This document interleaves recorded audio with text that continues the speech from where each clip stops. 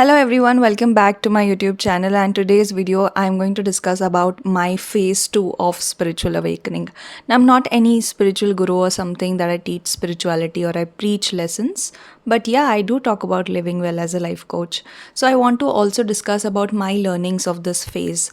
And spirituality has happened in my life very naturally. Like, I was not very religious, and you might have seen my videos where I've talked about my first phase, and I want to share my learnings of the second phase. So, just to give you a short recap of my first phase, I was this typical person who didn't believe in a lot of ritualistic kind of puja part, but I did have attraction to certain gods I used to relate with. I would just pray, but I didn't feel connected as such. I was a very curious person who used to question a lot of things. So my natural thing started with, me having everything that I wanted on one of my birthdays, and there was still this sense of void, there was still this sense of sadness, and also feeling very disconnected. Sadness is something that I discovered later, but first feeling was of this void and disconnection inside of myself. So that is the time when I started to read a lot about the Upanishads, about different things that are available, especially the lectures that are available on YouTube. And I started to practice some meditations from Sadhguru, and I started to do these yogic practices. I got initiated into Shambhavi and started to do it. So that was my first phase. When this first phase was going on, and it is always like, I get to learn these new tools, new practices, I start to practice it, and then all of this new understanding starts to reflect into my life. So when all these things were happening in my first phase, I was working in an IT company, but I was already sure about the fact that this is not going to be my future. So I had to start to work on my passion, which was about communication, which was about soft skills. And in this journey of 2.5 years, I ended up becoming a full time life coach. So, inside my inner world, there was a lot of self discovery work that was going on in these 2.5 years. So, what is self discovery? People often ask me this question, and I read a very beautiful story which reflects what self discovery is. What happens in one of the cities, there is a big statue of Buddha, which is made up of clay and steel and all of these materials, and it's quite shiny black kind of a statue. And now they had to do some construction work, so they decided to move that statue a little bit. So, what they do, they start to do some construction work, and when they start to move, they realize that this statue cracks open a little bit, and there's a golden light that comes out of it. So, these people, they start to remove the layers, and what's there inside is the statue of pure gold.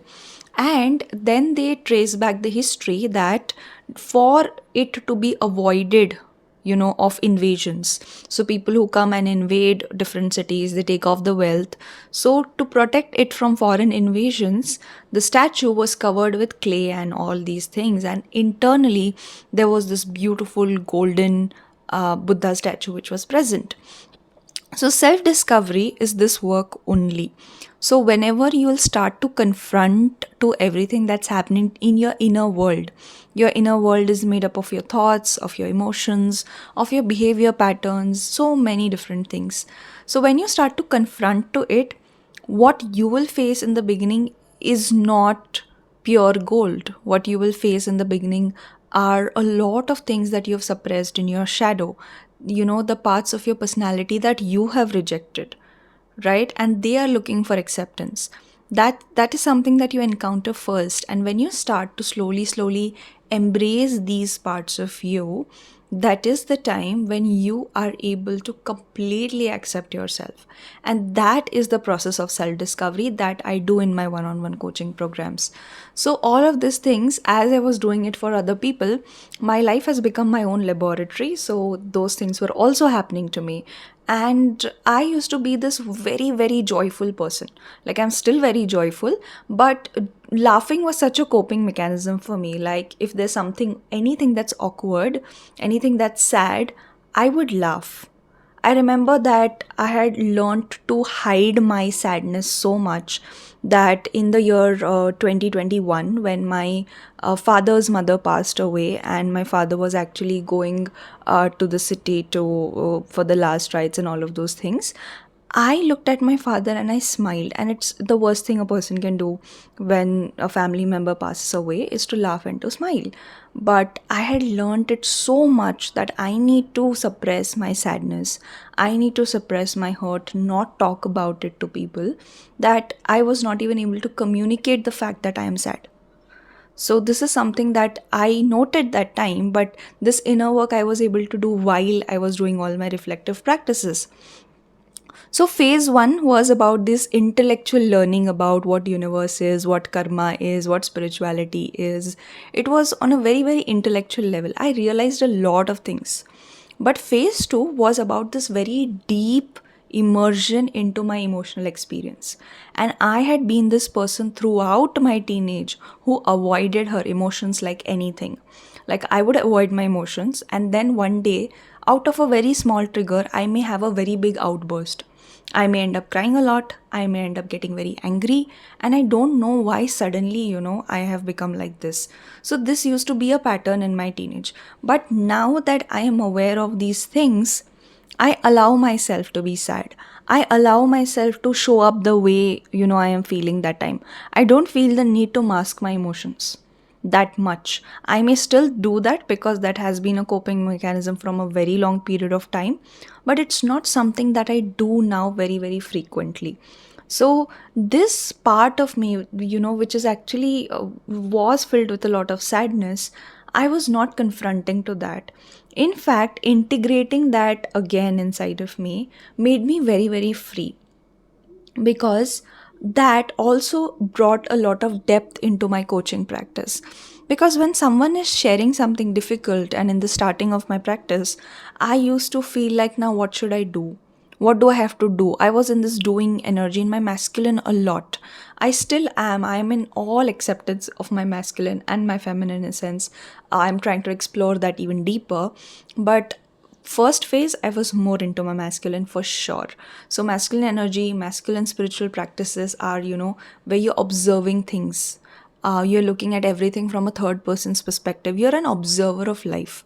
You're not experiencing life as such. So in the second phase, I came into my body. I accepted my body the way it is, and I started to experience my life being in my body rather than being in my head. Being in your head is when you are thinking about things, when you're not actually doing anything, and all of those things. So I was a lot into this doing energy. And now, when someone is sharing something difficult with me, whether it is in my coaching sessions or whether in my life, I'm able to sit with that heaviness because I accepted my own experience of what was happening in my inner world. For a very, very long time, I'd suppressed these things. And there's nothing wrong about it or right about it, because, we are never taught how to handle our emotions. And when I say handle, I'm not saying that you need to suppress, you need to control, you don't have to show anybody what's happening on your face. And I came across all these beliefs that were limiting me a lot. So once that happened, and I learned how to use human experience to actually deepen your spiritual practice, where you don't just sit and meditate, because that's what we know about spirituality, that someone sits and meditates, as I used to do the Shambhavi Mahamudra and all of these things. So these are all a part of the spiritual practice. But true wisdom starts to come into your life when you learn to reflect, not just at a mental level, but also learn to experience everything that's happening at a very deep place inside of your heart, in your body. And that's when when you've established this mind body connection. So the word for the second phase of my spiritual awakening, which I want to call, is feeling connected. Feeling connected and experiencing it all. So there are so many events that have led to this thing to happen. And I don't believe in the fact that awakening or things like these are same for everybody. They are not. And for a lot of people, spiritual awakening, they make a very big deal out of it. It is very profound, but I don't think it's very something very mystical. It is profound, it's beautiful. You feel like sharing it with people who can understand the depth of what you have experienced, but it's not for everyone as well. So, if this video has popped out on your feed, maybe I always feel that it's not coincidental. There's always a connection between these things, and of course, the YouTube algorithm. So, I have learned to accept these logical and the mystical, the intuitive parts. Like I said, that if this video has come onto your feed, yes, it can be a sign from the universe, intuition, all of that. And yes, it's a YouTube algorithm also. So this world works like this. It is driven by flow, it is driven by structure, it is driven by logic, it is driven by magic. So all of these things coexist, and you get to experience life layers very, very deep when you start to even progress on different stages. So I hope that I will be able to make a phase 3 video pretty soon. I'm not in a rush. So as this process happens very naturally in my life, I just want it to keep happening naturally. I don't want to force it because it's not an achievement. It's not something, that has happened. It's something that naturally happened, and I wanted to share it with all of you. You can share your experiences with me in the comments, and wishing you again a very fulfilling and a deep human experience on the planet.